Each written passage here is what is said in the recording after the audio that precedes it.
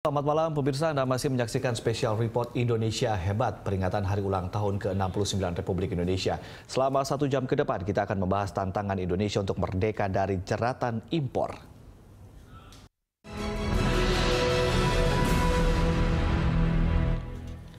Hari ini Indonesia genap 69 tahun mengecap kemerdekaan dari cengkraman penjajah.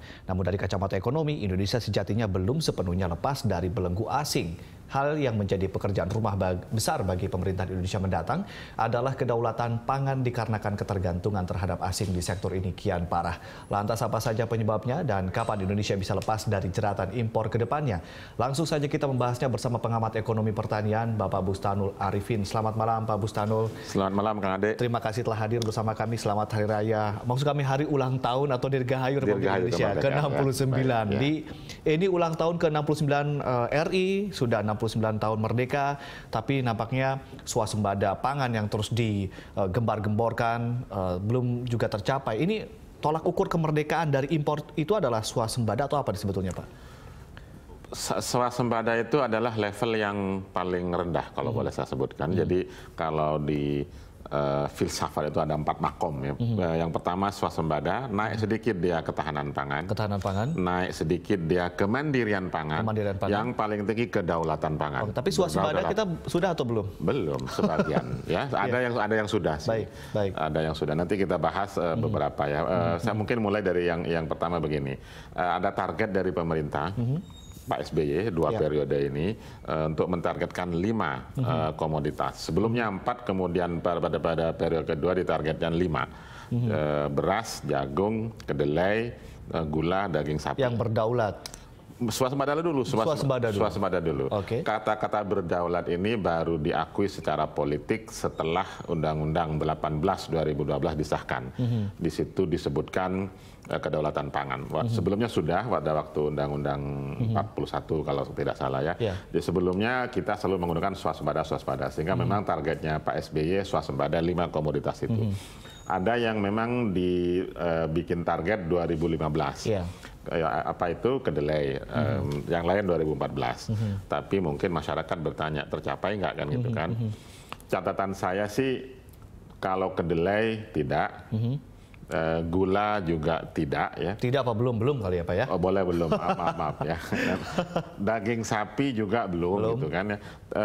Beras dan jagung kontroversi, tapi laporan yang resmi dari BPS menyebutkan kalau beras tercapai. Dalam konteks ada definisi yang digunakan adalah definisi dari FAO. FAO itu sepanjang impor tidak lebih dari 10%, itu disebut swasembada. Mungkin kita nggak suka ya protes, tapi itulah faktanya. Nah, kita impor beras itu kan kecil ya, tapi karena beras komoditas politik walaupun kecil dia ngibasnya kemana-mana. Tahun ini mungkin 500.000 ya. Kalau kita bandingkan dengan produksi yang 40 juta ton, 500.000 ya kecil banget kan. Tidak sampai berapa 2% pun belum kan. Jadi kita anggap masih boleh disebut swasembada. Baik, Pak Bustanul, Anda menyatakan bahwa kita swasembada pun memang belum secara total begitu ya, dan ada beberapa tahap lagi menuju kedaulatan pangan. Itulah level di mana kita bisa dibilang merdeka dari impor. Bedanya apa Pak antara level yang paling rendah swasembada dengan kedaulatan? Boleh mungkin dibandingkan juga dengan kemandirian atau juga mungkin level-level yang lain? Saya pernah menulis, ada di buku saya yang publikasi 2013, kalau swasembada itu fisik, supply dan demand. Produksi, supply dan demand. Kalau supply lebih besar dari demand, boleh disebut swasembada. Orang 10% pun masih disebut swasembada. Ya. Kalau ketahanan pangan, itu sudah mulai konsep ekonomi. Tadi kan fisik, ya, mulai ekonomi. Nah, sehingga di ketahanan pangan itu diperluas, tidak hanya supply dan demand, dia sampai pada akses.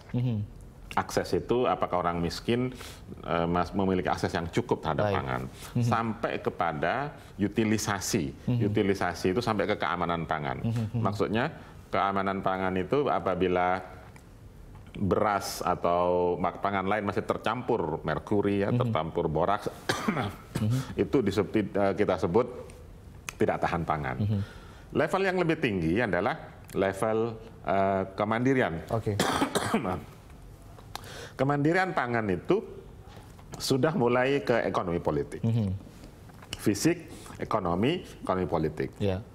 Dia pada apa ya? Self-reliant ya. Baik. Ya, Pak Bustanul, ini kita masih punya pembahasan mengenai kedaulatan pangan. Tadi ada indikator-indikatornya bahwa tadi juga di di opening juga dikatakan bahwa kita masih tergantung pada asing. Apakah ini juga nanti terkait dengan kedaulatan pangan yang Anda sebutkan? Nanti kita akan sambung selanjutnya yang satu ini.